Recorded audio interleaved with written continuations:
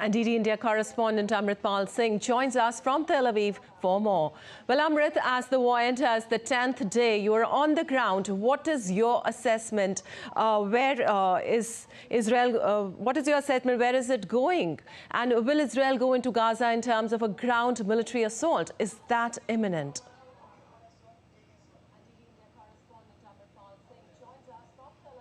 Well, there are indications that Israel is preparing for a ground military assault because it's amassed a huge number of tanks, military equipment, heavy mortar guns, artillery guns along its border and moved a lot of, of its infantry along the border. So there are indications of that. But, the question really is, when would Israel do it? Would it do it anytime soon? Or, would it even do it or not? Why do I say that? Because, going into Gaza has its own set of complications. The Hamas is sure to retaliate with even more force. If they go in, how do they come out? What about the civilian casualties, which will go much higher? Because remember, Gaza City and northern Gaza is one of the most populous areas per square inch or per square kilometer in the world. It's a highly densely populated area in a small population living in a small area. Now, if you go into the built-up areas, there are about 23-24 lakhs Palestinians living in Gaza, and there would be about 24,000 Hamas fighters. How do you identify them? They operate out of everywhere. They operate out of schools, out of seminaries, out of hospitals even. What if they hold civilians as civilian shields? So once those images start beaming on TV, when you do assault operations in which children, women, etc. are killed, the civilians are killed, how do you deal with the fallout of that?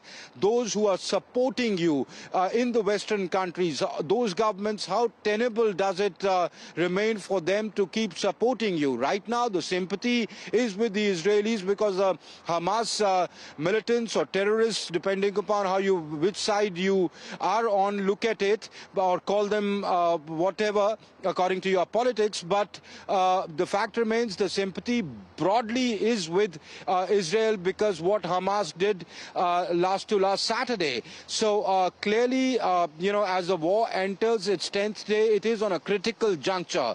The second thing I think important is that they would be weighing about what about hostages if Hamas starts executing them, especially foreign nationals who are hostage with them. Reports say there are Americans who are not traceable. The Americans are very worried that they could be hostages as well. So every country would do its own assessment about how far to support Israel. So I think all that would be weighing on Israel's mind before they go in for a ground military assault. But they continue to pound targets through artillery fire, through firing bombs, aerial bombs, through their attack helicopters, fighter jets, etc., and keep up the military assault on the Hamas. Because even yesterday, when Benjamin Netanyahu conducted his cabinet meeting, he said, "We will finish Hamas. That is what our objective is." Whether they are able to do it or not, but surely they would want to, greatly weaken the Hamas. Also, Amrit, what about diplomatic efforts? Antony Blinken is again scheduled to visit Tel Aviv. So what about the diplomatic efforts which are being made? Well, yes, diplomacy is on. Antony Blinken is coming into Tel Aviv today. He was here in Tel Aviv on last Thursday. Then he went around the whole most of the West Asian countries. He spoke to the Jordanians. He spoke to Mahmoud Abbas. President Biden also spoke with President Mahmoud Abbas of the Palestinian Authority. He's had multiple phone calls with Benjamin Netanyahu. The UN has been urging of devastating consequences consequences if people are forced to migrate from Gaza. Now the American president and the American foreign minister or Secretary of State Antony Blinken is saying he'll be in Cairo to discuss how aid can be brought into Gaza Strip.